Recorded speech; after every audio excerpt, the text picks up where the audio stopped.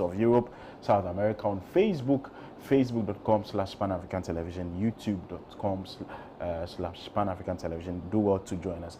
Text lines will also be displayed on your screens. Make sure you do well to send in your submissions, your thoughts, your messages. I'll be more than glad to read them as the show progresses. Now, these are the topics that we shall be discussing for the morning. Before I introduce my guest, Buhari defense record on eve of stepping down. Buhari defense record on eve of stepping down. IMF deal will restore confidence and bring Ghana back on track. This story is captured on the front page of the Crusading Guide newspaper. NPP to press criminal charges against Gyakye Quayson. NPP to press criminal charges against Gyakye Quayson, and government did not use COVID as cover for corrupt practices. Government did not use COVID as cover for corrupt practices. President insists. These are the topics that we shall be discussing for the morning. I'll be more than glad if you also share your opinions with us. But I've been joined in the studios by Honorable Alexander Segbefia. He's a former Minister of Health, former Deputy Chief of Staff as well. Good morning, sir. Good morning, Bless, and good morning to you and my colleague, and also, more importantly, to your viewers. Great. Honorable Dickson Adomako is the Member of Parliament for the good people of the Sowutom constituency. Good morning, sir. Good morning. It's been a while. Yes, pardon me, because of the many travels outside Accra, I've not been able to visit, but I'll try and be coming a bit more often. Yeah, and also, good morning to Honorable. In fact, when people saw the two of us coming, one guy said is, "Oh, you two are soft-spoken." so I was like, "Oh yeah, that's right. He's also another, very gentle person." So I'm happy. When not said. Well, yeah. So it's nice to be here. I'm happy. Yeah. Great. We'll start our conversation, and as typical of us, we start the newspaper review with an African story. And of course, there's been an election in Nigeria. And of course, the incumbent government, not the same president anyway, but Bola Tinubu, he has won the presidency. Today, I understand, is going to be the inauguration. So it means that President Buhari will be handing over today. Yesterday, he made some comments regarding his tenure of presidency. He stated emphatically that his government, compared to when he first came in 2015, he feels that he has left Nigeria, better. We've been following Nigeria keenly for the very fact that they are neighbors, but not only that, Nigeria is Africa's biggest economy, Africa's most populous country. You cannot talk about Africa and then leave Nigeria out. They are a powerhouse. But then they've been plagued with a myriad of issues regarding their economy, issues regarding insecurity. So I think we've been following over the past years, ever since these extremists and insurgents invaded the country. Boko Haram, about a decade or so ago, when over 200 Chibok girls were kidnapped. Can we say emphatically that truly President Buhari has been able to face squarely the insecurity challenges that the country has faced economically, whether whether or not it's been able to leave the country better than it was in 2015? We are going to be looking at that briefly, but the very fact that the Nigerian people have reposed confidence in his party to continue the governance of the country from 2023 to 2027 maybe testament of the fact that Buhari has done so much for the country economically and then in terms of security. Let me start with you, Honorable Segbefia. Well, I think that good morning once again to all. I think that Muhammadu Buhari, or President Buhari, inherited a very difficult scenario at the time. And in some ways, his style meant that having come from a military background and having been president before, his heart was in the right place in terms of he knew he had to stamp on corruption and had to deal with it in a firm way. But many felt that the strong arm approach which you normally have with military leaders was not necessarily the best way to have gone when he initially started. And he quickly came back in line following democratic principles and following running away from the harsh talk.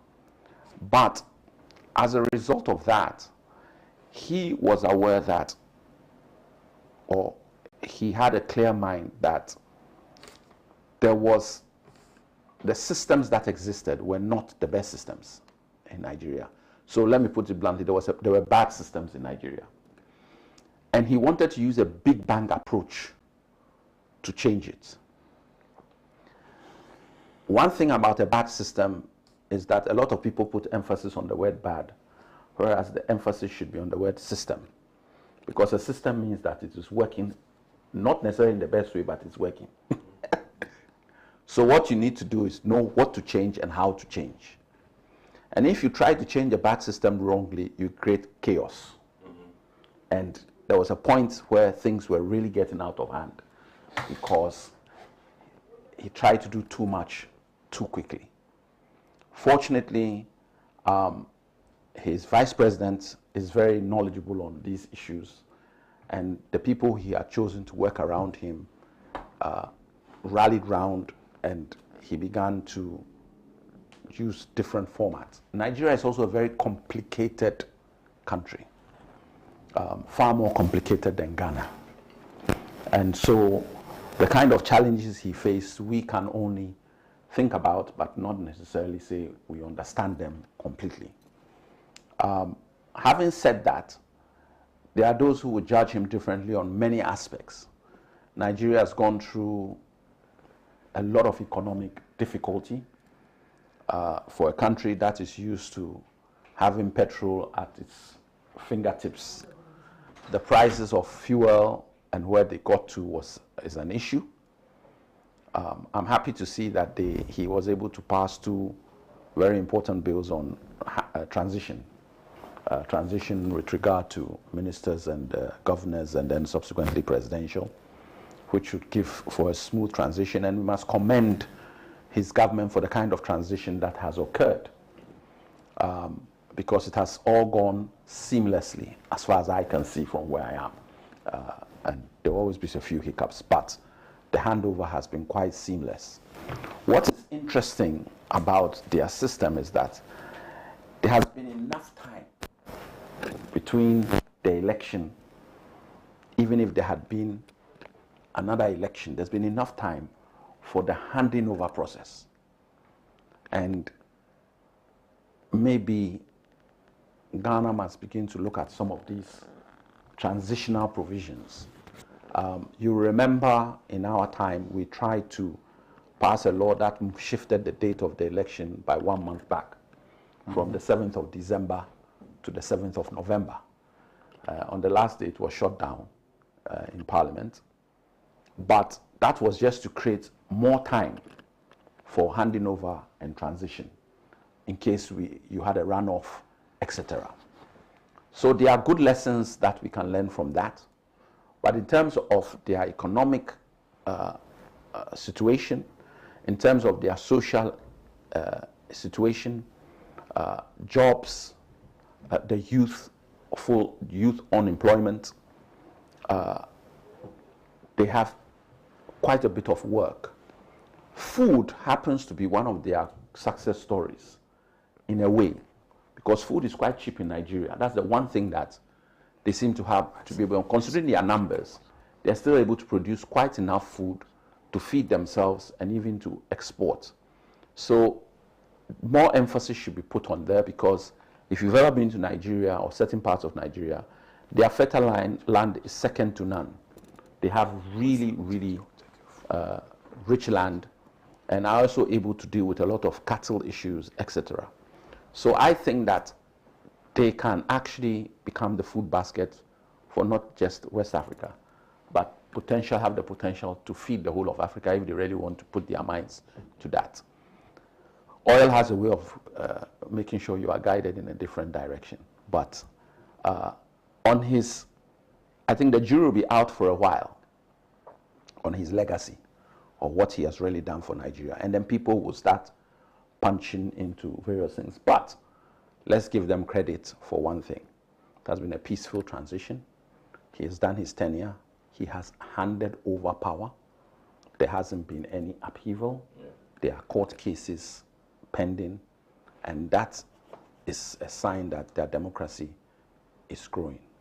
And we wish Nigeria well, and we also wish President Tinubu well in his tenure of 8 years. And he is known as a doer, not necessarily as an orator. He gets things done. And he's a master at that. At least his record shows that. So there are some hopes, high hopes in some quarters, notwithstanding the negativity that comes with any leader that comes into power. There are some high hopes in some quarters that if he brings the same zeal and drive that he had when he was governor of Lagos to the main presidency, then Nigeria will be in a better place by the time his tenure also comes to an end. Thank you. Thank you very much, Honorable Segbefia. Dr. Kizi. Well, I admire Nigeria for what it is in so many ways. And, you know, because of the region and the closeness to Ghana and even the relationship we have with Nigeria, if things go bad in Nigeria, Ghana also suffers. And if it goes well, we also stand to benefit, largely because of importation and things that come through Ghana to Nigeria. And I think that so far, over the past at least 10 years, Ghana's relationship with Nigeria has been quite good. And you know, looking at Akufo-Addo's relationship with Buhari, you know, it's been very clear that they've understood themselves and worked very well. I also like one key thing that Honorable said in the sense that I didn't hear a lot of chatter in terms of Buhari. He wasn't a talking president, strangely. I mean, and I think that might be because of his military background. You know, the military people are more of action, action, action. And I really, I think, appreciate that experience and how he brought it into governance, in the sense that his operations were quite formidable. Granted, looking at the population of Nigeria, it's not an easy task at all. And I'm truly happy about the fact that it's going to be a peaceful transition, really, and that is just proven to the world that Africa truly now understands and is adopting to Afro-democratic, you know, style of governance. The change over also to the same government, shall I say, is remarkable. And you know, I think whether we like it or not, the benefits of transitioning to the same ethos or party philosophy might help Nigeria largely in the sense that I don't think Tinubu would deviate so much from what Buhari has been doing in the sense that I don't anticipate what usually happens, for instance, and this is something some people might call me out. In Ghana, we have problems of when there's a changeover from one government to another in terms of party changes. There's this continuity of certain programs. There's this continuity of certain projects. And I, from a developmental standpoint, I worry about that. And I can cite so many instances, even with MPP, when we took over from the NDC, X amount of months were spent double-checking some of the contracts that the NDC had done. And in fact, it was a goose chase, really leading to very little in some circumstances. And I think that it impairs development. It really does. And I think and hope that now that, you know, this is one clear case of like MPP to MPP or NDC to NDC, and it will be a test of how powerful that will be in terms of the future of Nigeria and even politics in Africa as a whole. And I'm hoping that this will be a solid case for the need for continuity. And I am also of the school of thought that maybe Ghana one day should adopt like either a 6-year one term for any presidency, you know, so that this whole cycle of, you know, quick expenditure on campaigning might rather go into development, because we spend quite a lot on unnecessarily. That's my thinking. If I can tell you the budget for even advertisement and the fact that that can build many schools, you know, you'd be amazed. So I'm looking forward to a new beginning in Nigeria, and I also think that the transition period it makes sense. And even if we would maintain what we have, I think in America it's also like a month after or so after the elections, you know. So our transition period is so short, and also doesn't bode too well in terms of some of the things that need to be ironed out before one presidency is gone. Literally, in even the business world, when there's takeover, it takes some time, and that's just even one business. And for a whole government machinery to be brought to a halt within literally, I think, you know, looking at December 7th to January 7th is quite short. So these are some of the things, and I'm excited once Nigeria transitions smoothly, and you know, Tinubu, although he's quite elderly now, I'm hoping that the machinery that he used as a governor will be the same machinery he'll use to run the country. And from what I understand and from what I know, he really turned around, you know, Lagos, right? He really turned it around, and if he should replicate that for the entire Nigeria, my goodness, it's going to be remarkable. I think we'll stop our Dubai trips and then be going to Nigeria, which is much more affordable for some of us instead of Dubai, and that is also another angle. I think they should improve their security. You know, when I think of Nigeria and a visit to Nigeria, that's what I worry about. You know, and I really think that even Boko Haram. Exactly. So I really think that one of the hallmarks that I'm expecting from Tinubu moving forward would be to, you know, be able to curtail their insecurities and, you know, some of these robberies that I see and kidnapping that I hear about.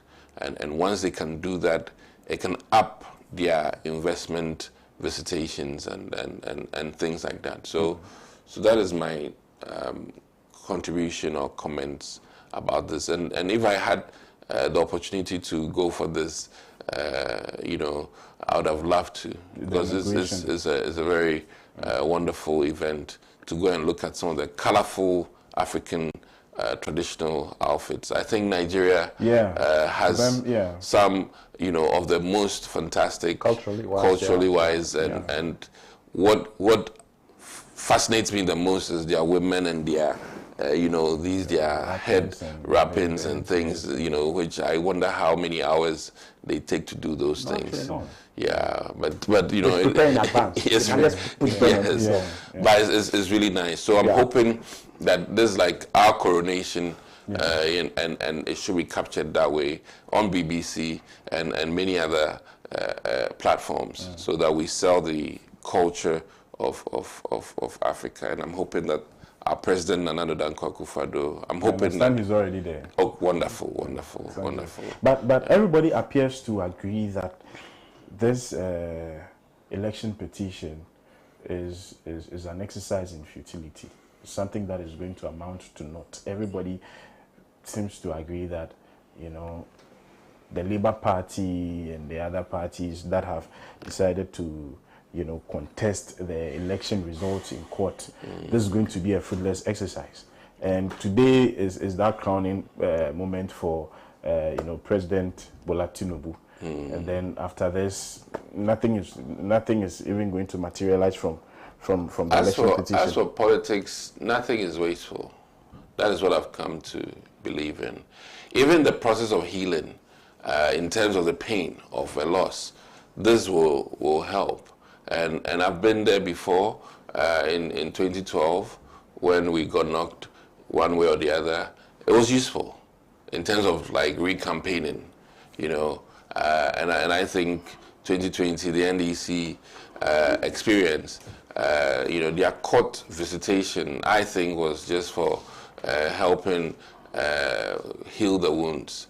So nothing in politics is wasteful, and they're gonna burn some cash either way, in as much as you think it's litigation and it's small, and some people who have misunderstandings will have the opportunity to really come to terms with the reality, and I think that is looking at it from a legal or democratic standpoint. All of this makes democracy better.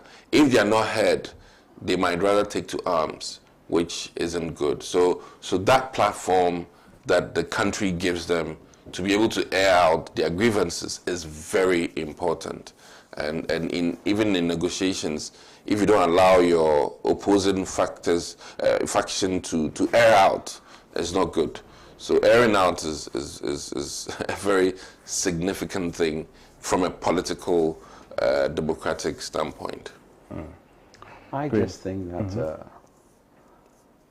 as a lawyer, you always have to know what the case is in court and what is actually being decided. A lot of people have done social media justice and been doing the rounds on what the case is or not. But the reality is what is acceptable, what is evidence that is acceptable in a court of law, and how it's going to be interpreted by a court. So I don't say it's an exercise in futility. I'm just saying that there are hoops that you have to jump through in any legal case. And whether we like it or not, if your case is really on point, there are other countries that have been there and it has been reversed. I think it wasn't Kenya, it was, I'll get the country, but where they took the case to the Supreme Court, and the Supreme Court said that the elections were null and void and had to be rerun. So it's not unknown, but it is rare. And that is what makes people think it's an exercise in futility. But it may not be. But I have my serious doubts, because even on the general scope of things, it's the classic situation of two members of the same party at one point contesting each other. If you put their votes together, they would have beaten Tinubu.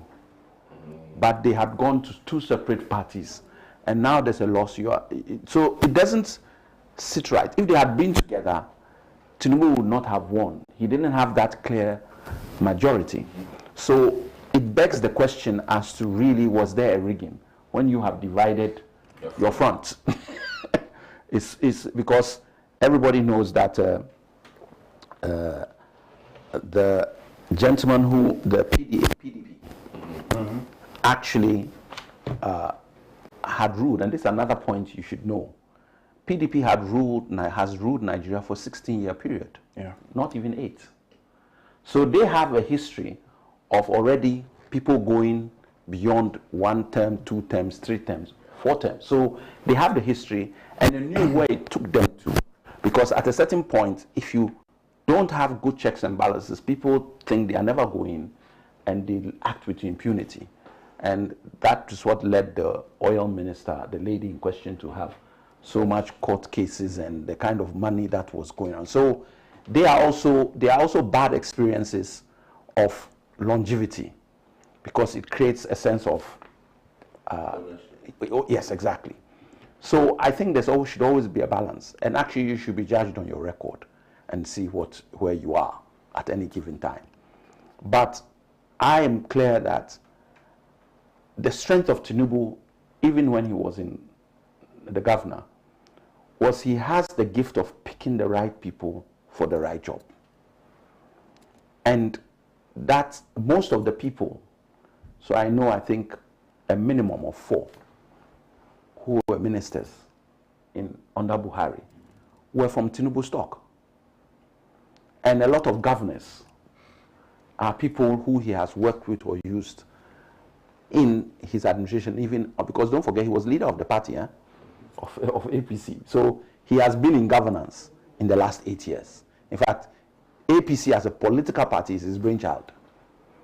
So he has brought all those small parties together, but he had a lot of humility, because when everybody thought it was being put together and he was going to come and head it, he understood the dynamics of Nigerian politics and said, no, Buhari should lead. And Buhari came on board and led. And then everybody thought he was going to be the running mate, and he said, no, we need to have a Muslim-Christian collaboration at that time. And it worked. And this time when he's in the seat, he decided, no, we need a Muslim to make this work. So he's gone that way. So he's an astute politician. He reads the ground very, very, very well. And so that's why we say we hope that those gifts he had when he was a governor, he's able to bring them to the forefront of Nigeria. And if that happens, then Nigeria will definitely move to be the force that it should be globally, not even just in West Africa. Right. Let's proceed to our next topic. And our next topic has got to, or is a takeaway from yesterday's 29th. The president actually addressed Ghanaians. So it was his 29th address with regards to measures taken against the spread of COVID-19. He actually touched on the IMF. He said the IMF deal will restore confidence and bring back the economy on track. So, he said so many things. He talked about the fact that as of now, we do not have any serious COVID-19 cases. We've been able to come out of it.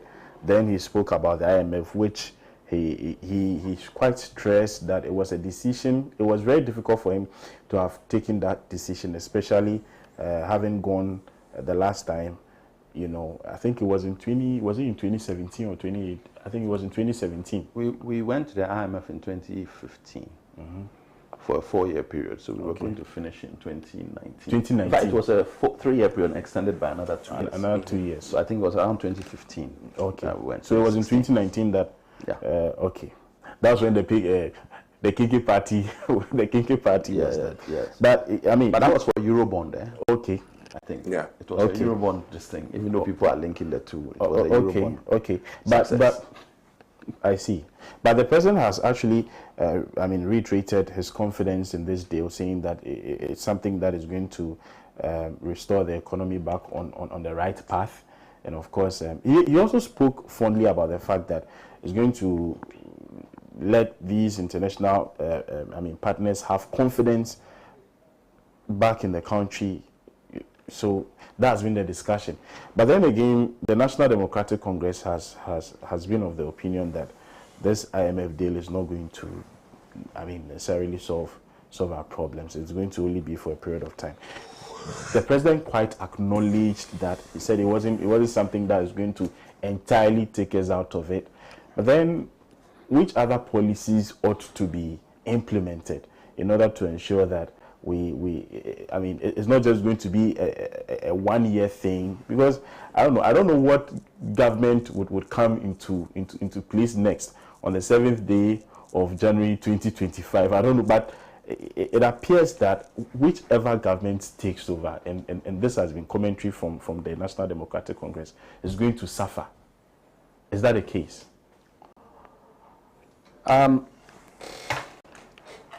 Let me start off by saying that for me there are three factors ongoing at the moment.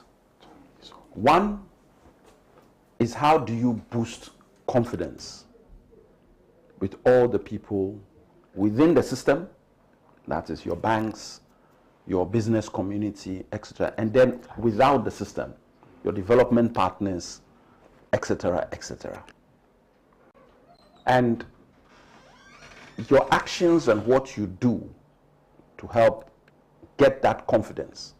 Because a lot of the international and financial markets are simply creatures of confidence. Once you lose confidence, they lose confidence in you, your whole economy begins to shake, especially if you are within the markets or within the international markets like the Eurobond, etc., and you are relying strongly on them. So it's a confidence thing. And that is why we had been advocating much earlier on that we should have gone to the IMF at least a good 1 year before we even decided to do so. But we were being totally difficult with regard to how we were going to, whether we were even going to go there. In fact, that affected us a lot and brought down the confidence, because once you're with the IMF, you begin to get some confidence within the international set that you have problems, but the IMF is here and they will look at your books and scrutinize you and give you a roadmap. If not so, they won't come. So that was a fundamental mistake, which has now been partially corrected insofar as we are with them, but the damage that has been done by that is enormous. Anyway, we are with them. That is the one aspect when you talk about confidence, and I can talk a lot more about it, but I've got two other points that I'm coming to. The second point is that your situation is about two things, and these are the two things. One is generation of revenue, and the other is expenditure. So we are now being labeled, landed with taxes left, right, and center. We heard him say that we're not even going to get rid of the COVID levy, notwithstanding that we're not dealing with COVID. But it's generating income, which the government needs. So for now, they intend to keep it. And we are getting money from the IMF in tranches. And each tranche, to get it, there are certain conditionalities that you must demonstrate you have met or not, as the case may be. What the government is not telling us in clear language is what and how far these conditionalities go. So we've heard now of talk of a review of all the, I think, 16 flagship projects that exist. But nobody is telling us to what extent and how far this review is using, and I'm being slightly political now, using the language of Nana Akufo-Addo himself. The review means that he's cancelling all 16 projects, because he told the NDC that when Mahama said review means cancellation. Do you understand what I'm saying? So if they are going to review it, are they cancelling all 16? Obviously not. Mahama's review is different from is the E in the RE changed, or is the which word or which letter in review there has changed? But it's in a different dictionary. Maybe the song Bahama paper, you understand? Nanado paper is also different, but it's the same Ghana money, you understand? So Nanado's review is different. Okay, we have heard you. So that, for me, is a very important aspect. What flagship projects and how far? We have one village, one dam, one D1F, one district, one million per constituency. 1 billion per constituency. Free SHS. But that has never been done. So anyway, free SHS, etc., etc. So the government should come out clearly as that look, we have now reviewed, and this is where we are. It is not going to be politically favorable to them. Let me be clear. So they will run away from doing it in any shape, form, or fashion, but it must be done. Because that also affects confidence. Yeah. Because people are going to be able to say, okay, these people are serious. That's why everybody is saying, look, oh, why haven't you cut your ministers? You've done some. Because all it does doesn't mean that the amount of money you are paying an extra minister will change this, that. But it gives confidence to the rest of the country and our external partners that you really mean business in bringing them out a change. And that's why some of his utterances, if not checked, create more problem than not. The past week, he made a comment about us being able to go back to the markets again to borrow. That was a very, very unnecessary statement at the time. You can explain it, oh yes, but if we get better, we'll be able to go to it. It's because of borrowing we are here. Let not, for some who want to believe that it's all about COVID and Russia and Ukraine, that is their story. But everybody knows that no COVID bag or Russian Ukraine person came and borrowed money for Ghana. And the reason why we are being downgraded completely is simply because we have borrowed and we cannot pay our debts. And Ghana borrowed. That's where we are. So if you are talking about going to borrow again, when we have not even got the full money from the first tranche even, for us to see that it's supposed to help and boost our reserves. So it's supposed to sit in a corner and show that our reserves are this, that, and the other, apart from one or two other things. Then what is this issue about?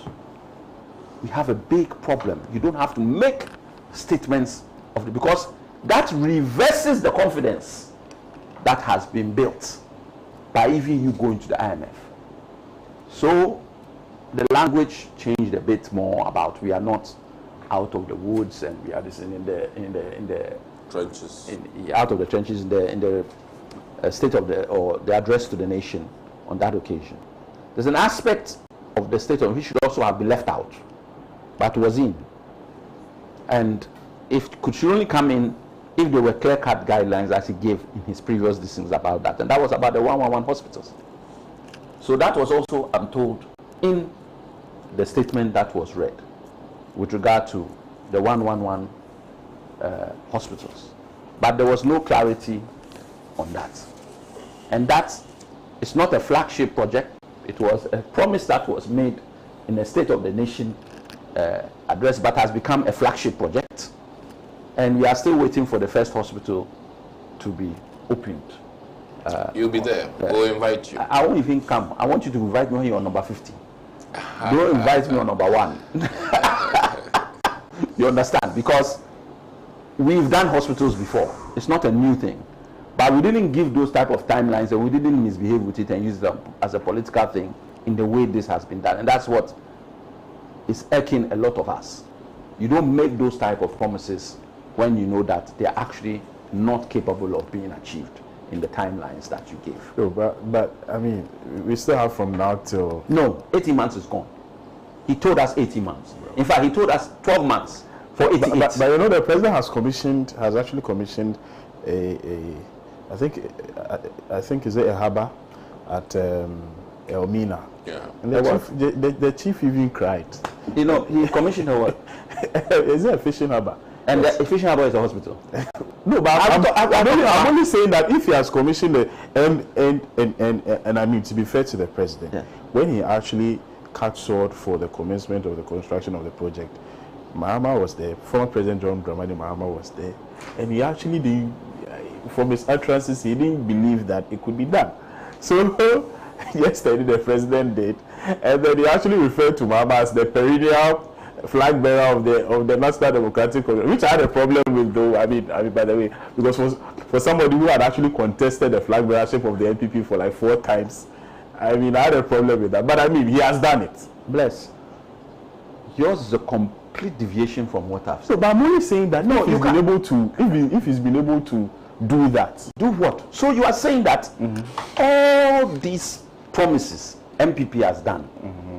If they point to one hospital now that they have built, then they have met the 111 agenda. No. But you are talking of one project. No. That he has. I mean, I don't. The coloring for me doesn't add up. No, I think what he's saying is that one unbelievable project has been done. Yes. And, you know, I think he must commend the president, just as the Elmina people are so happy that, you know... Actually brought the chief to tears. I don't know if chiefs are supposed to cry in public. But I really think that, in all fairness, the IMF negotiations hasn't been easy. Yeah. And it's put a toll on Parliament to... you know, fast track and, as it is, add a few additional taxes to the Ghanaian people, and it hasn't been easy. It's been painful, but we had to do what we had to do, largely because we wanted to have some funding to be able to keep the country running. Now, from a financial standpoint, this is a very good signal. Not necessarily because of the funds coming, but because of the checks and balances that the IMF brings to the country. And I'm of the opinion that it is very important that you have these financial checks and balances. It keeps you on the straight path, you know, to doing things right financially. And that is why I think that getting on board with the IMF is positive, and in fact, I've always, and hear me out, I've always been of the school of thought that partnership with IMF is not necessarily evil, and that has been my stance. In as much as, you know, other people said so many different things, even within my party, I've always been of the opinion that, you know, if you have somebody who's over your neck doing checks to make sure that, you know, funds are not misappropriated, doing checks and making sure that investments are put where you can get appropriate returns. These are very basic in finance, and because of politics, sometimes, unfortunately, we bend them. And when you have a stern, stiff hand like IMF managing you in that regard, I think is very helpful. And nothing against any president, but I really think that the African presidency sometimes, you know, are a bit too boisterous, and sometimes do not necessarily listen to good counsel locally. You understand? And as the world turns, it's he who pays the piper that calls the tune. And once these rules are there, and the IMF has this big chest and can support you, and then can tell you that now that you're in bankruptcy, these are the laid down proceedings, and you are, you know, in a corner, and you have to abide by those rules. And let me also add that the IMF coming then gives us a leverage to even make a strong case to some of the donor agencies that left us. You know, a lot of donations that were coming, unfortunately, because of our PR on Ghana Beyond Aid, you know, cut down a lot of. You have worked with the health ministry before, and you know, just recently we were lucky and fortunate to have tuberculosis funds and HIV funds and so these things that initially, even polio, come back into the system. Thanks to Bill Gates and Belinda Foundation, Bill Gates made a huge donation towards polio again. If not, based on our current status as a nation, we were moving from depending on the world for vaccines to now actually having to purchase and make payments for vaccines because of our oil revenues and things like that. So I'm very much happy that the IMF is in town. They've always been in town, but what I mean is that we're looking at the first tranche, and then a second, and then a third, and I think that the tranches are also very powerful in the sense that it's almost like a Nintendo thing. You have to meet the demands. If you don't meet it, your next tranche will be in trouble, and if so it's going to really keep us in check and make sure that we follow the rules of engagement. Now, with regards to the review, which is the Gyakye Quayson review, I'm also looking forward. Well, we could say that. I'm always also looking forward to see where the cuts or adjustments will be. But I know for a fact that literally, even within government, some elements had made suggestions which were not necessarily listened to. But maybe now government, and I can cite, for example, our own finance minister was championing the fact that he felt that free SHS should be tailored and not as it is wholesaled. And that is one of the things I can say on authority that we heard finance minister several years back, making that comment. So it goes to show that in as much as the president had these flagship things and had a certain mindset about it, even within our own party, there were people with alternative ideas about it. So I think that now all those alternative ideas about the flagship programs would come to fruition. Personally, I can say here on TV that the Agenda 111, I always thought could have been rather 16 regions, 16 hospitals, and that would have been fairly manageable, doable within the 18 months as was earlier postulated. So that might be also up for Nana Akufo-Addo review. Not on Mahama review. Not the Mahama review.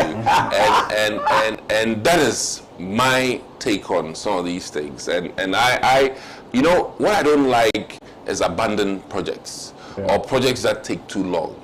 And I would rather do a few and get it done. That is my mindset, because per our behavior in this country, chances are that if we don't finish it, the next government will come and start something. Another government comes and it is not the MPP, even if it's the MPP, somebody might have a different twist. And that is my worry. So in the interest of making sure that all projects you start, you finish, it is very important that you do few things and do it right. And granted, he knows very well that one of the remarkable things that this presidency has done is to complete a number of the E-blocks, which is a fact, and shows that we continued on some of the projects of the NDC. And there are many instances which for instance, the Kumasi maternity block was in the system for a long time, and as it stands now, Swami interchange, which was in the system for a long time, is being addressed. So I think that to some extent, continuity, Tema, runabout, Tema projects to a flower, all of these things have been a testament of some continuity. And I really think that that is something that all of Ghana should be working towards to make sure that no matter what the transitions are, governance should be a continuum. And that is the only thing that can help Ghanaians. And that whole idea of, oh, the NDC started it and the MPP came to complete it. At the end of the day, the ordinary Ghanaian needs to benefit. And by this, I'll also encourage many districts, because of my experience traveling around, that in some places, people have abandoned projects because of, politics. Yeah. And it hurts me when I see that a 6th classroom block is stopped because, quote unquote, it was started by the MPP and then the NDC came, or the reverse. Yeah. And I really think that we do not do the ordinary Ghanaian a service, because there's no classroom that has pupils that are colored as NDC or MPP. No classroom. We're all Ghanaians. You should vote for Mahama. And I really think that as it stands, we have continued the E-block. So I'm wondering why I would need to necessarily vote for Mahama, because we have. But he has openly said that he agrees with you, and that his policy or his main focus is to deal with unfinished projects. But like you see, he's also saying that his government is. I don't want to go there. I can show you a plethora of things. So Continuum is good. Yes, and President Akufo-Addo has done many projects that were necessarily a Continuum. I mean, I can even cite Pokwase interchange for one that is so glaring. But it wasn't. It wasn't touted as a Continuum.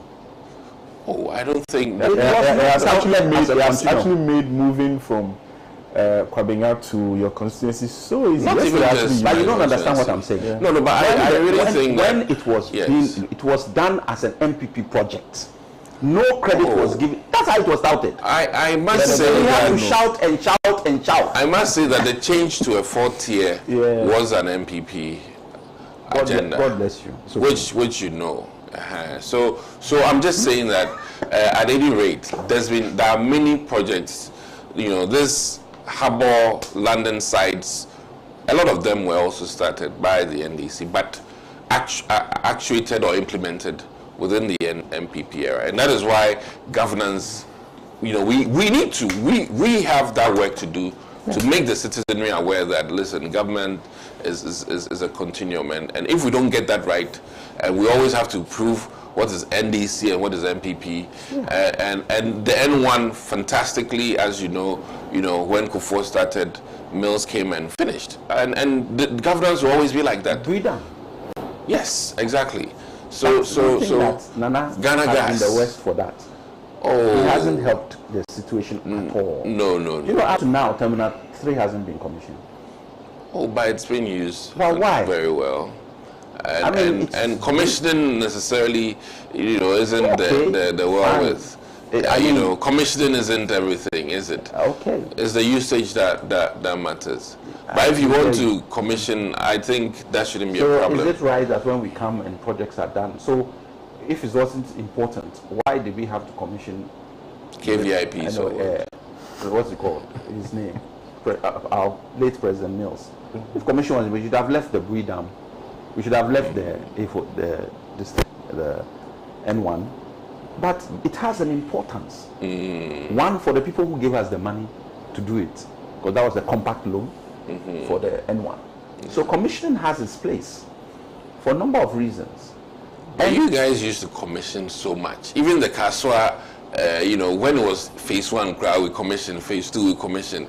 So everybody and his school of thought. Okay. You understand? So I have some AstroTurf that has not been commissioned in my constituency. But I'm just making a point. That, it's already commissioned that yourself. So it's already in some form of use. So these things are not necessarily, I don't even mind if you haven't commissioned and it's in use. I mean, look at the Ghana Medical Center, the UGMC.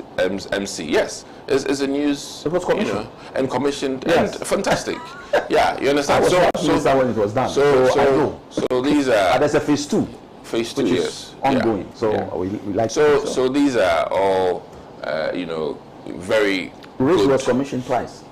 We commissioned Ridge and you commissioned it again. Because you commissioned in haste, in a phase. Commission phase 1. You understand? And there's nothing wrong with that. Right. But like I said, some of the commissioning was, for political exigencies, which then later... Populist commission. But the phase 2 is not all done. So why did you also come and commission? If I was wrong? You understand what I'm saying? It's the beginning of another... cannot make it right. Because you haven't started even the phase 2 properly at all. So it's just politics. Let's agree that it's politics. But populism. You understand? So I really I'm happy that the IMF deal has borne fruit. And one key thing is that this will also add to our credit ratings to a large extent. And that is where I'm happy. We've been, brought down so low that this would up us and make us a little bit more attractive. And once our revenue shores up, and then once our expenditure is also, put down or reduced, as we've discussed, then the confidence will even be so much more, and foreign direct investment from other quarters will be coming in, because I'm looking at from the business standpoint. This is the words that I like. Now, FDI, you are talking now. Not that we go and borrow money again. So that is what I'm excited about. Yes. That small businesses will then be able to have access to foreign cash or foreign investment, and that is crucial.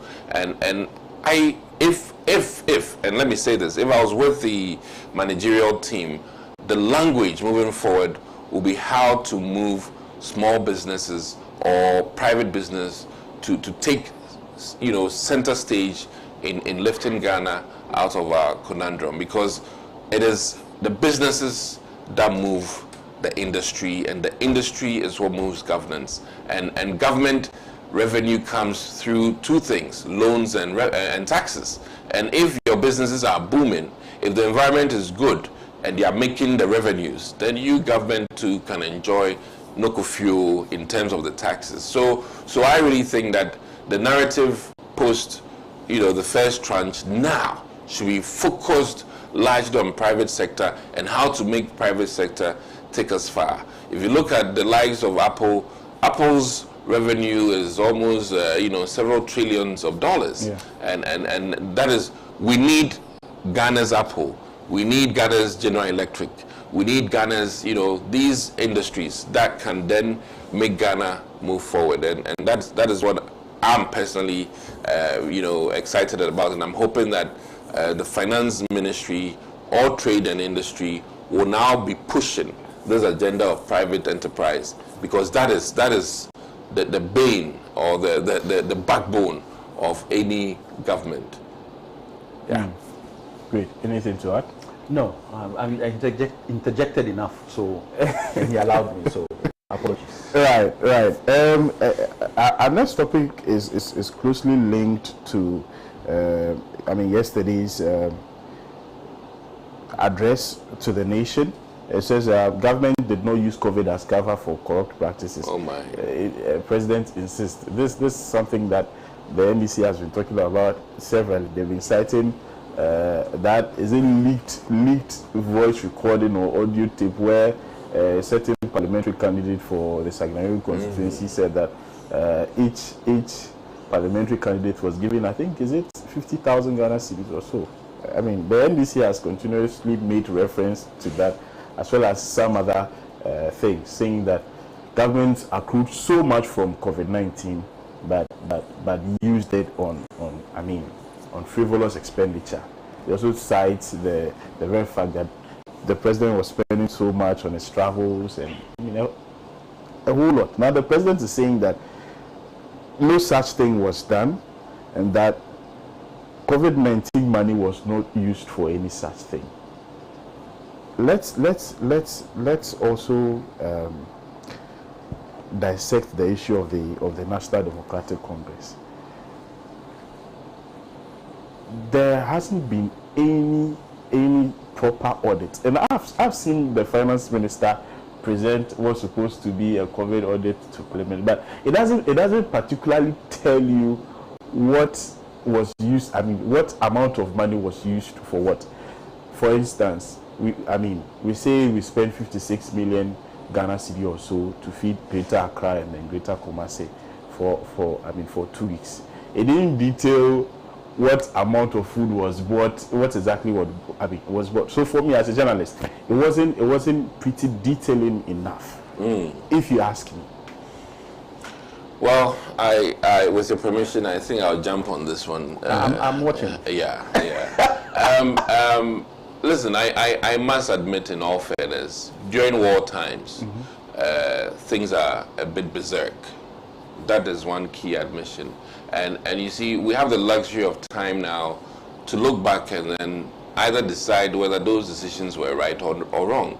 And in hindsight, I can tell you for a fact that some decisions that were taken during the COVID time, now that we're breathing and we're not afraid of dying from COVID, now it seems illogical.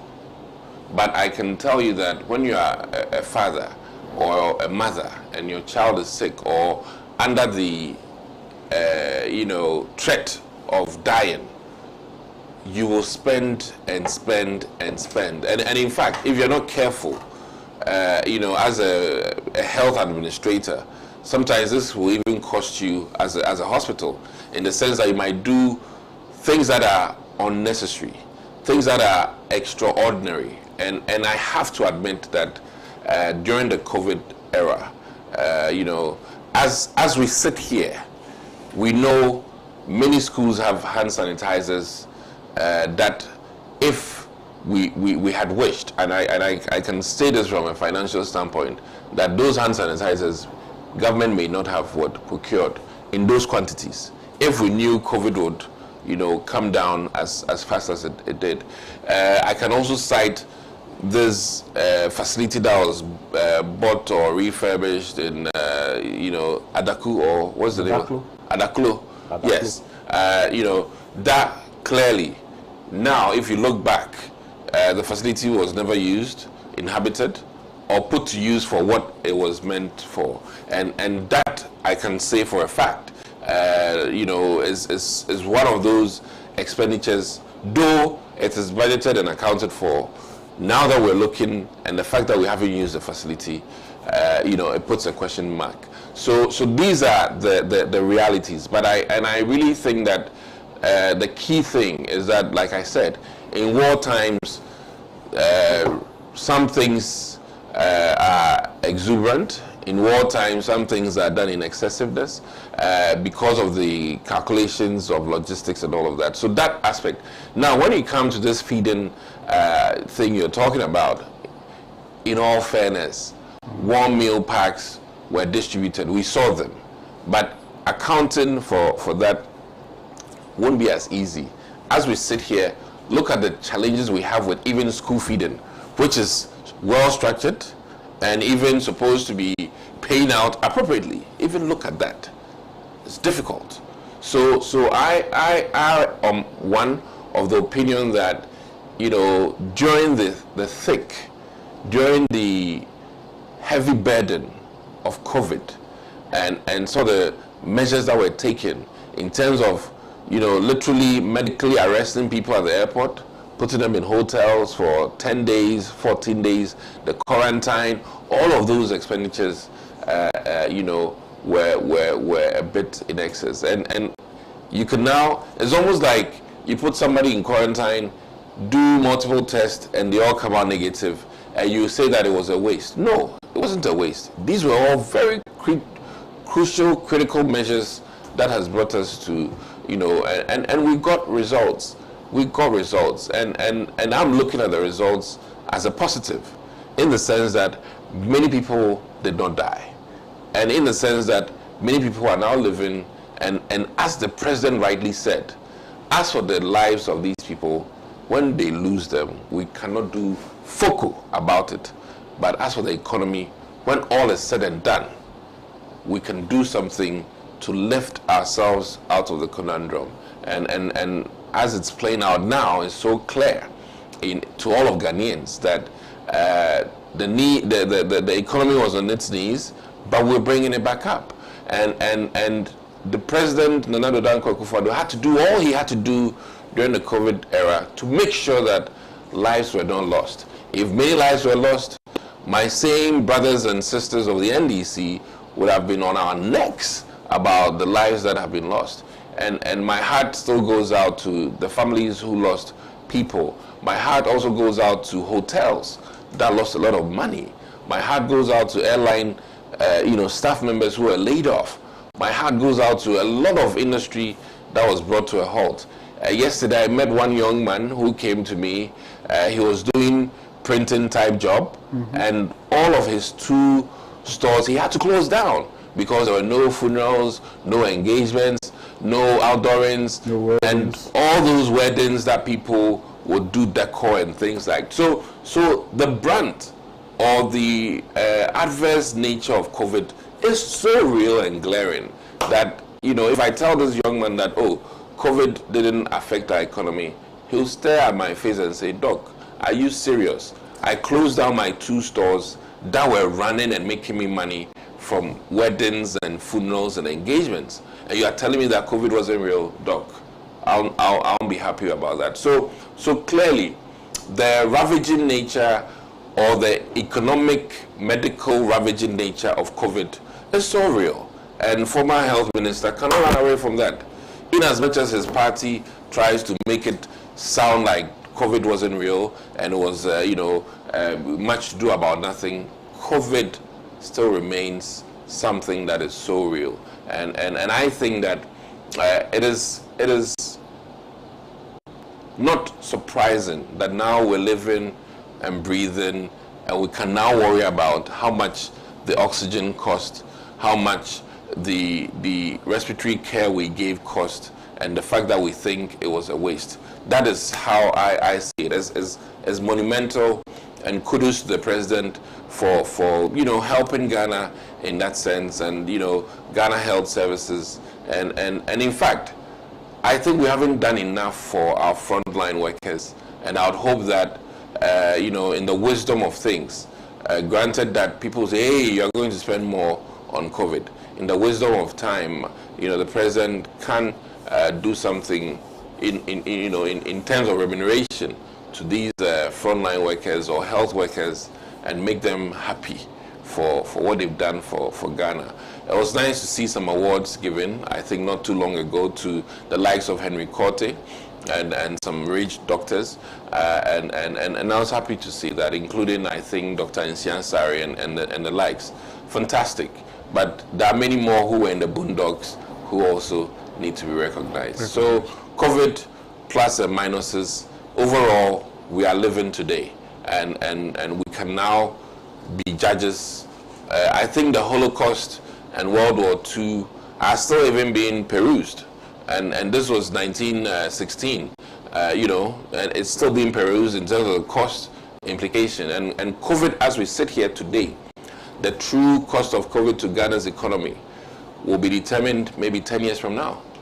It's early days yet to get a quantum in terms of the actual cost of COVID to us. Lecturers that were at home, students that were at home. I mean, we can go on and on in terms of the true cost of COVID. And I think that sometimes it's just politics.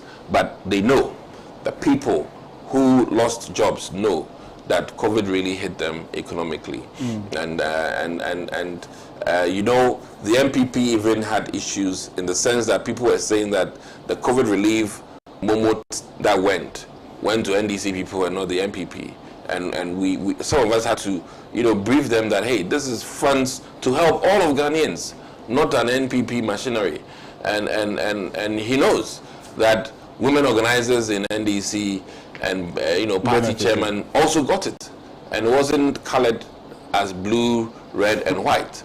And this one, all of us in this country, except myself, I'm yet to wait if I'll see my NBSSI COVID relief text. I didn't get the one. I don't know what you're even talking about. Oh, NBSSI gave COVID relief funds to people.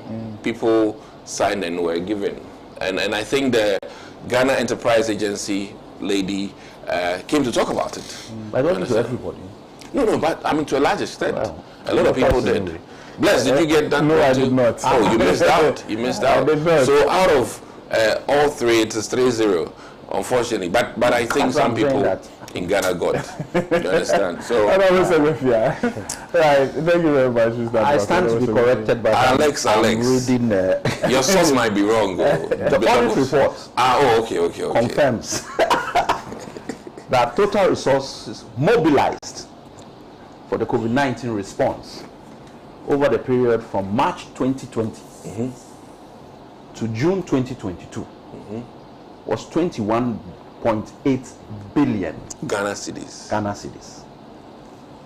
Even at an exchange rate, I'm being generous because at time one of 10 to 1 in dollars, that's $2.1 billion. How much are we looking for the IMF form to solve Today. 3 billion. They've sent us 600 million, and we are clapping. And we had 2.1 billion over the COVID period. Now, granted, COVID had hit everybody. It's an area that none of us had experience. Granted. We are talking of wartime scenarios, but the wartime scenario did not affect their thought process in ensuring that the EC was able to act in a certain manner with regard to registration of our people and getting a new register. That one was not affected. They were able to lucidly see through it. It was catered for. And, well, unfortunately for us, COVID hit us in election year. And it's not us who said money was shared. It was an MPP lady who clearly said it was shared. This is what I got.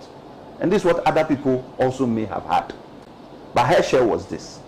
So when people raise question marks about an expenditure of 2.1 billion,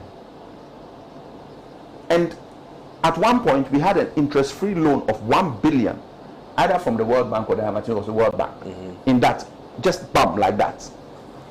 You can't say that we actually were one of the countries that benefited most from COVID relief. Because at the end of the day, Africa was not affected as badly as Europe and the Western countries in terms of fatalities on COVID. Africa came out pretty well, including Ghana. Now, when you look at the quantum of money we got and how we expended it, it still does not even account for the amount of money we got, because even the money that we got, it was used for budget support, some of it. Why? Because expected revenues and things were not where they, so you've used it for budget support. So in actual fact, you have been propped up. So what is this? We can't account, and we made bad decisions. You didn't make any bad decisions. You made decisions that were political. And those political decisions cannot be reflected in the report. There are too many loopholes and unaccounted amounts in the system. And you have now had enough time to go and bring the accounts, check where you put money, but it was not done. So you have a scenario where the amount of money that Ghana as a country got, compared to the extent to which COVID took us as a country, we have no excuse for being where we are today. It was actually, we were actually aided to get out of it better than most countries. And our neighboring countries and the rest of Africa also suffered COVID. But those that were able to plan and use the money that was given to them appropriately are the ones who are not necessarily running to the IMF for one aid or the other. Those that haven't planned and dealt with money that was given to aid them properly are the ones that are going to IMF and having problems. So let us be clear. The issue is that this government mismanaged those funds.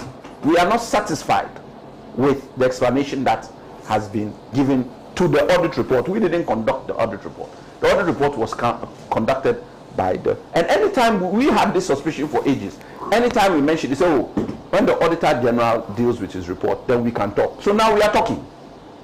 And that one too, you are saying that, oh no, we are not taking account of issues that, no.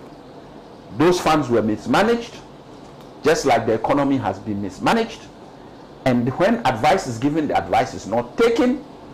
Even the purchase of COVID vaccines was mismanaged. And the excuse given by the Minister of State was that he was under pressure. And he was... Minister of Health. Minister of Health. Honorable Gyakye was unacceptable. Because you bypassed every check and balance in the system.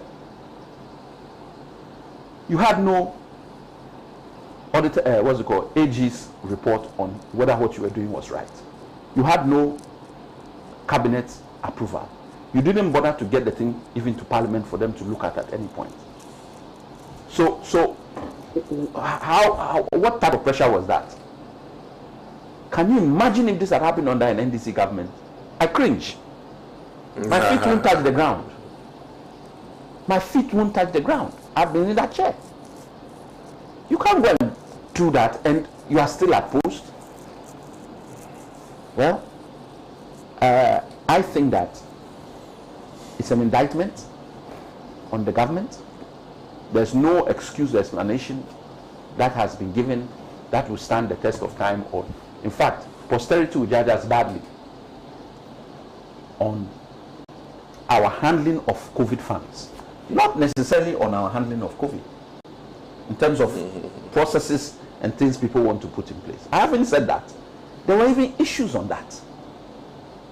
And you ask yourself why certain things were done at certain points. But here we are. And they made even more money from the airport. The company that was in charge of dealing with our COVID, which has taken the bulk of the money away. Frontier has taken the bulk of the money away. And all that is part of COVID. But where is that money that was made from all of us trying to travel, having to go and pay for the COVID test? Why isn't that the government? When you talk of the Adaklo, this thing, you see, even the beginning, you had, why? Ebola was more dangerous than COVID. When it was coming, we all knew that if it hits, we are in trouble. But when we went to build the isolation center, we got the military. We let the military cost it. We gave them the fund, and the military built the one in Tamale. We didn't go to anybody to come and just, no. We used our own in-house system. The military is there, they can do these things. They have engineering and whatnot department. They were the ones who did it. Same with what we were looking at for Tema, the isolation center that we were going to put up. And then we're still working on the land for the one that we want, because we always wanted it to be next to or close to a part of the hospital, so that you can get things there in and out. So, why? Is Adaklo the first that somebody has tried to do? There are also centers.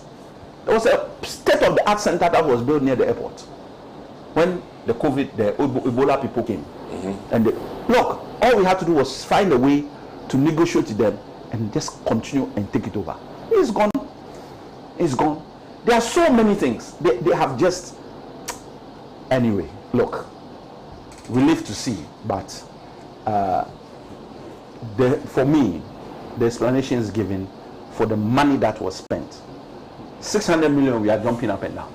If somebody just gives you 1 billion, boom, take interest free, manage it. Because this IMF loan too is a loan. We have to pay. Yeah. You understand? Yeah. And then the rest of the 1.something billion that was brought is free money. So yes, there were issues that we have to pay off, and we have to, but it doesn't amount to the amount of money we are talking about. So if we can gain confidence with just 600 million, and we are saying we have done something, we should clap for that. So why is the COVID funds not able to solve our problem at the time? And that is why the IMF is skeptical about this. Look, it's mismanagement too. Anyway, right, I rest my case. Right. I'll do a few I'll do a few Facebook messages. Okay. Edward Dugbadza says, Dr. Adomako, the president cannot bring back life or the economy. Many people are dying now due to the bankrupt economy. Your solid economic management team has evaporated into thin air. Jimmy Belinda Obri says, stop taking the COVID taxes. Ghana beyond aid, you said. Okay. Greetings to everyone streaming live from Adenta, King George. The race for the next president of Ghana has just begun. I wish the former Agric Minister, Dr. Usu could well in his pursuit to lead Ghana for agricultural transformation. Indeed, he's the best man to break the 8 for the MPP. Okay. Edward says, Dr. Gyakye Adomako, your government is totally incompetent. Your party keeps on moving the goalposts. You just don't have the men. Johnny Kuju says, good morning, Bless. I think listening to the president yesterday, he did not tell us anything new. We're expecting him to tell us about what he's doing about the stinging issues of Professor Kwabena Boateng and the Al Jazeera gold smuggling and the $100 million contract. Also, why should we still be paying COVID levy of 1% when COVID is no more a health pandemic? Okay. Musa says, anytime MPP attacks JM, they are later exposed. In the People's Manifesto of NDC, JM stated categorically that he will review free SHS to make it work better. Akufo-Addo and Bawumia said their people's teacher taught them that review meant cancellation. Now the chicken has come home to roost. IMF told them to review free SHS policy because it lacks credibility. God bless John Mahama. Okay, right. These are some of your messages. There's still one more topic to discuss. We shall be looking at the issue of Gyakye Quayson. The NPP, they are saying that they are going to press criminal charges against him. But let's go for a short breather. Once we return, we shall have that conversation. Let me see that case.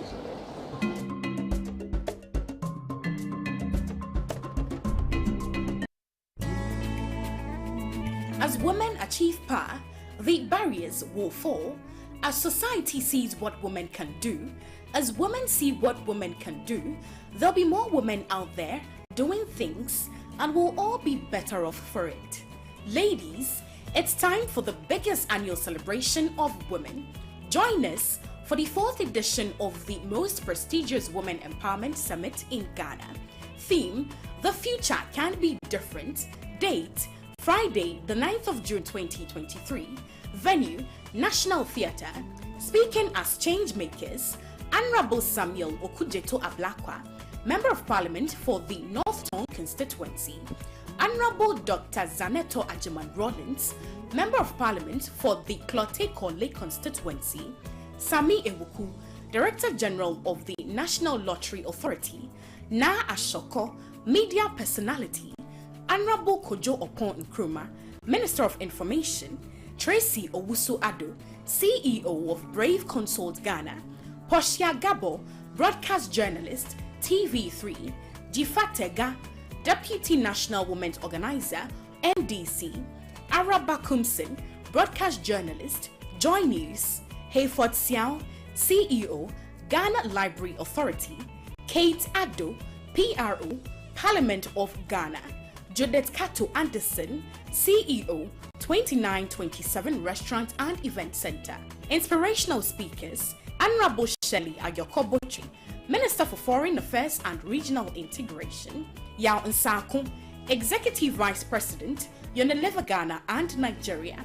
And all the way from South Africa, Pakameli Hulibi Majola, spokesperson of the National Union of Metal Workers, South Africa. It's free. To book a seat, call us on 027 430 9099. 027 430 9099. Ladies, come, let's continue to hold up the sky. Be there.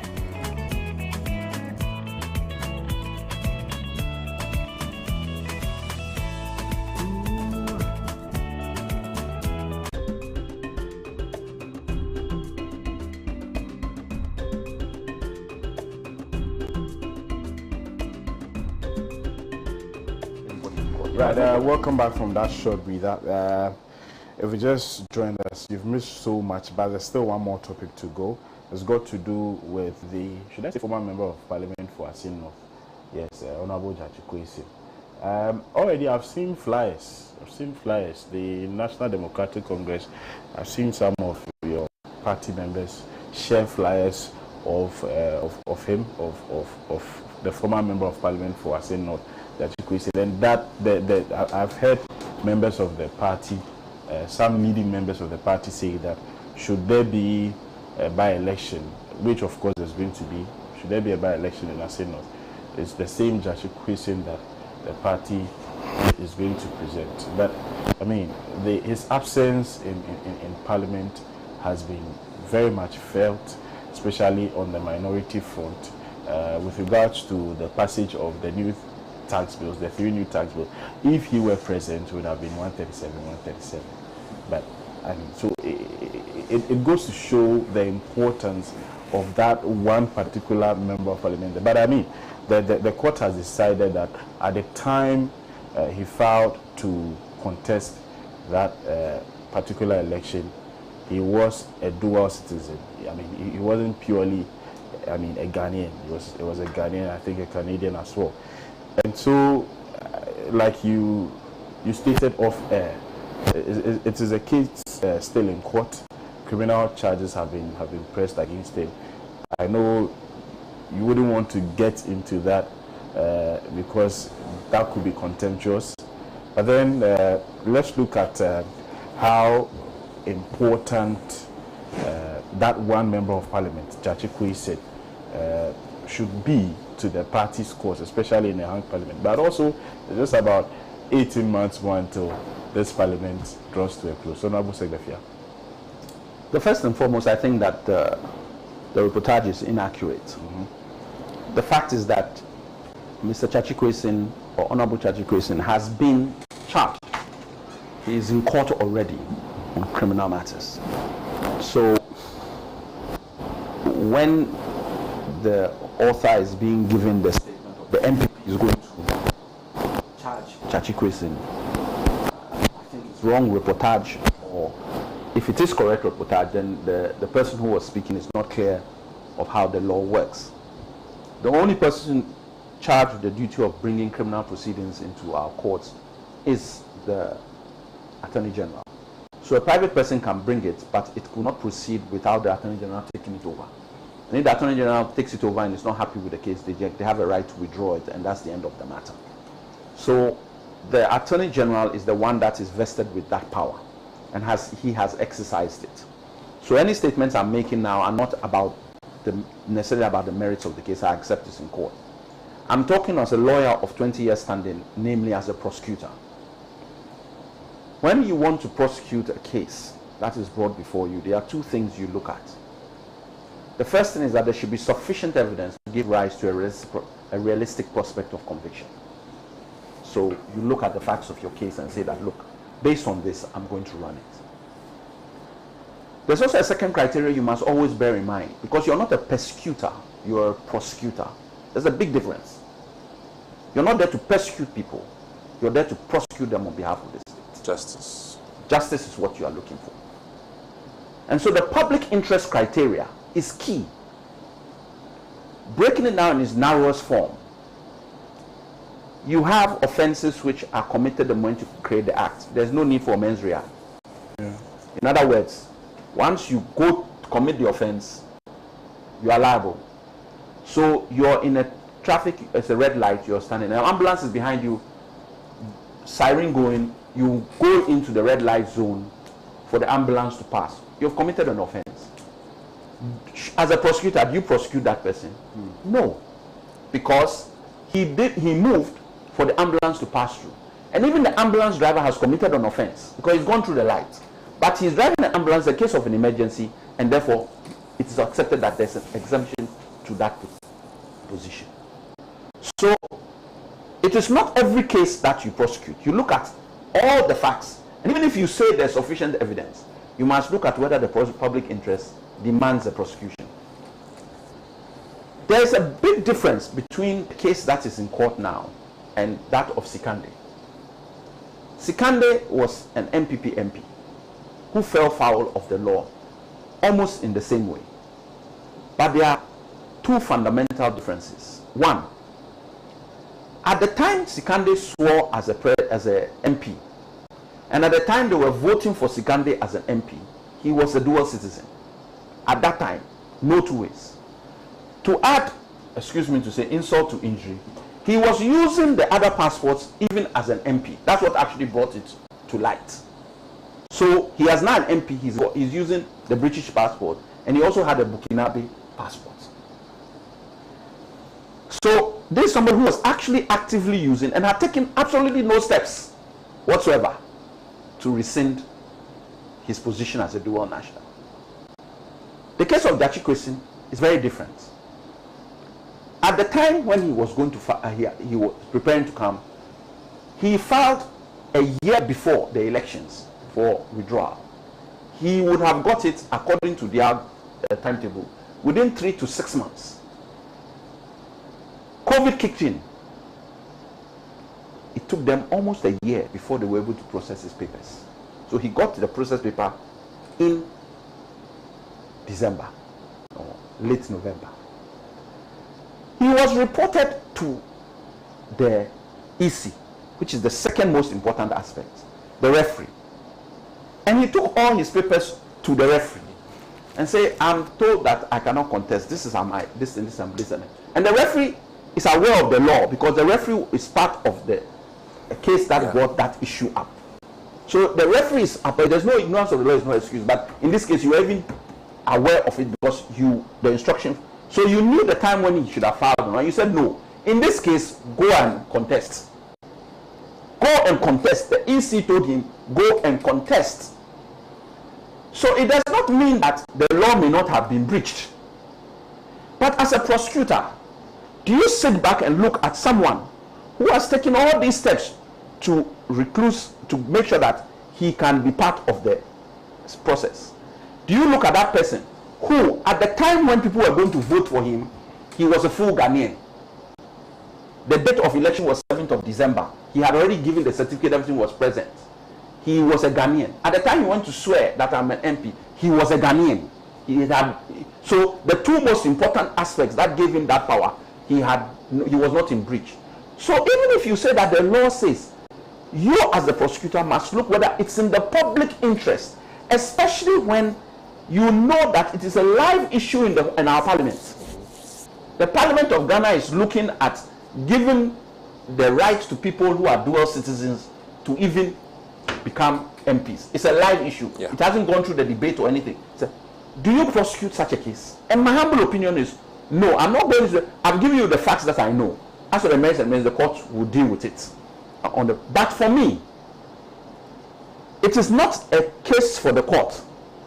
It's the case for the prosecutor to look at it and say, look, notwithstanding all these issues and the technicalities, in light of the facts of this case, I will not proceed with this prosecution.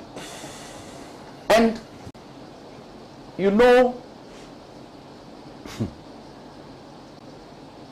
I won't take that aspect further, but this prosecution is not good for our country. The public interest does not require this prosecution. And it is purely, look at the way people are saying, oh, Gyakye Quayson himself is the one who says, I want to contest. He is saying, I want to contest. So let us not think that the NDC is, and the NDC will back him because he has stood by us.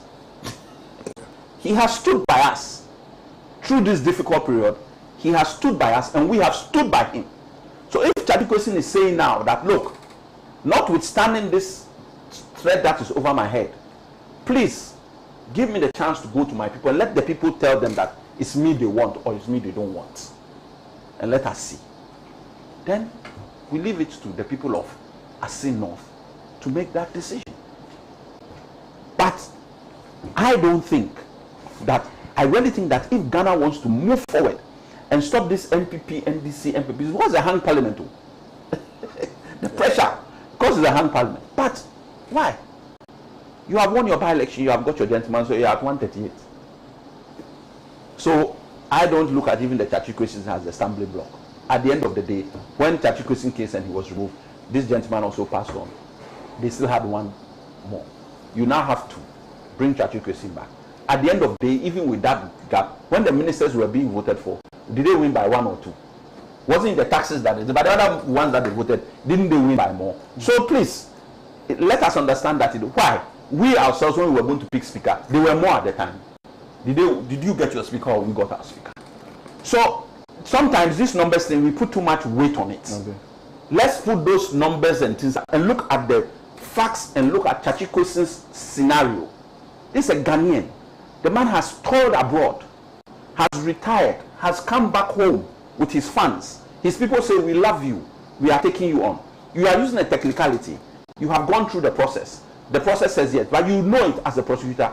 The civil case says, okay, prosecutor, he now has a chance to go again. It's the chance to go again where you have a second bite at the cherry.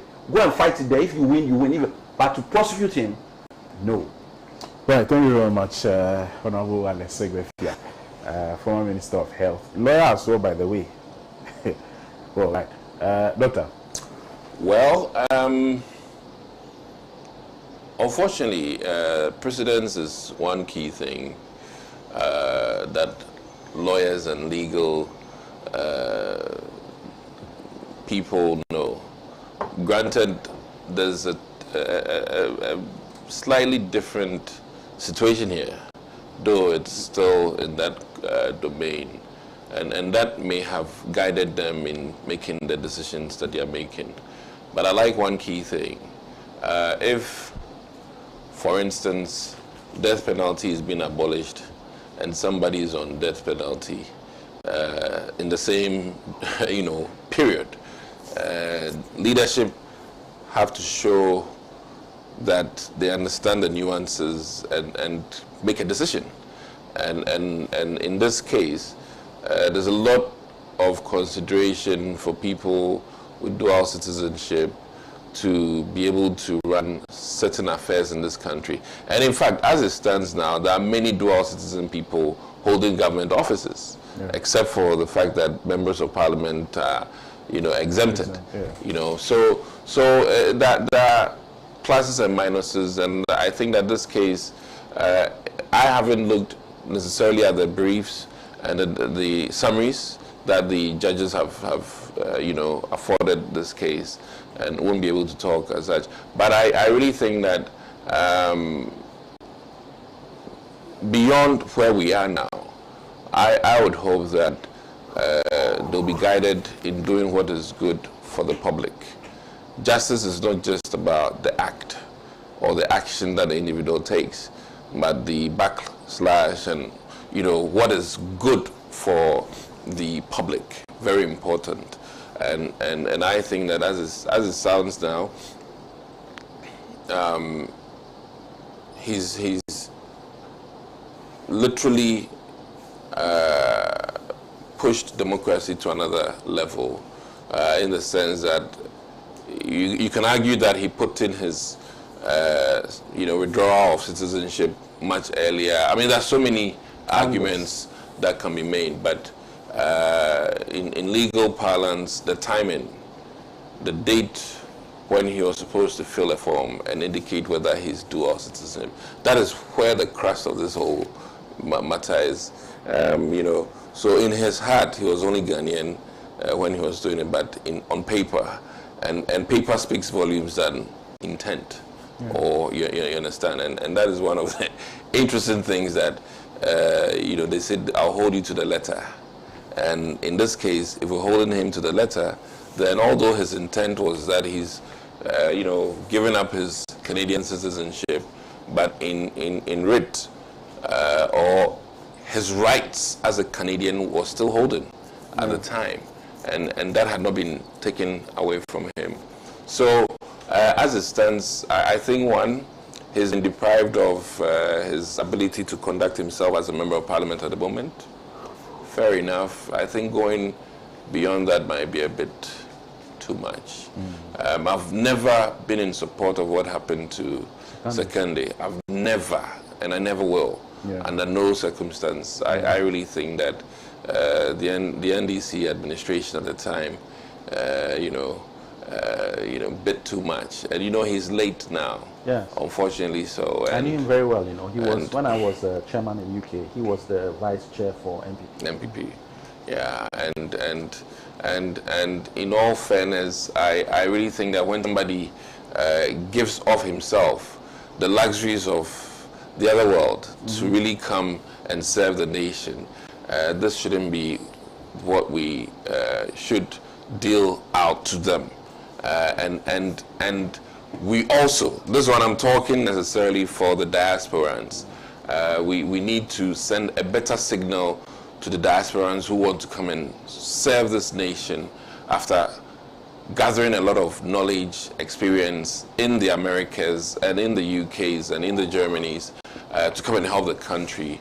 One diasporan has made monumental help to cardiothoracic center in this country, and the evidence is there, and many more of us. And let me just say that I'm biased in the sense that I also came back from living out for over 10 years. So I have to put it out there that I think that talking on behalf of diasporans, we need to manage this case carefully so that we do not discourage many diasporans who want to come and serve this nation and serve it well, as any full-blooded Ghanaian would.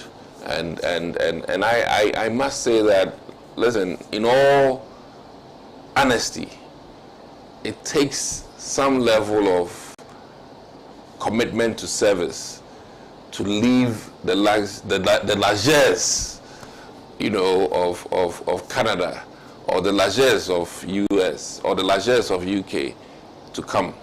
And once he deprived himself of the Canadian citizenship, all the health benefits that he could get is also gone.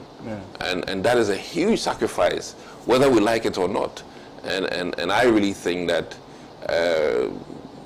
justice and mercy can be on the same bed when we make some of these decisions. And I worry more so because the diasporans have a lot to offer this country. Their own brothers and sisters who have gone out to learn and acquire sometimes a lot of wealth and sometimes a lot of knowledge. And we still need that. It is not only foreign direct investment, foreign brain investment too is also important. And in that sense, if there's brain drain exiting and there's brain drain coming in, I would opt for more importation of diasporans to help us. And when they come, when they work, you see that the work culture, the attitudes are much better. Pardon me, nothing against our local grown men, but they bring a lot more in terms of the exposure they've had. So I'm of a varied opinion about this case, and I really think that in concluding about the case, we heavily have to consider the signal we're sending out to diasporans. It is crucial. Right. And they have so much. The likes of Ashasi University is one diasporan, whether we like it or not. You understand? Yes, and many institutions in this country, even banking, a lot of diasporans are in the banking sector. And I can tell you that to end it all, our current finance minister is a diasporan. So I can cite many examples that when they do come back, contribute enormously to this country. And I'll rest my case there. Right. Thank you so much. Our time is actually up. Thank you so much, Honorable Segbefia. Thank you so much, Honorable Dr. Adomako. It's been a pleasure on the show. And to you at home for always doing the watching, we're extremely grateful. Catch you same time tomorrow. My name is Korku Alormasor. I'm starting for Kwame Osudan. So bye-bye.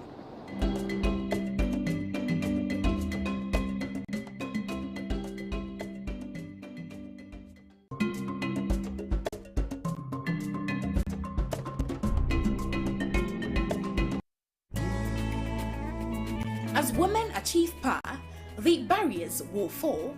As society sees what women can do, as women see what women can do, there'll be more women out there doing things and we'll all be better off for it. Ladies, it's time for the biggest annual celebration of women.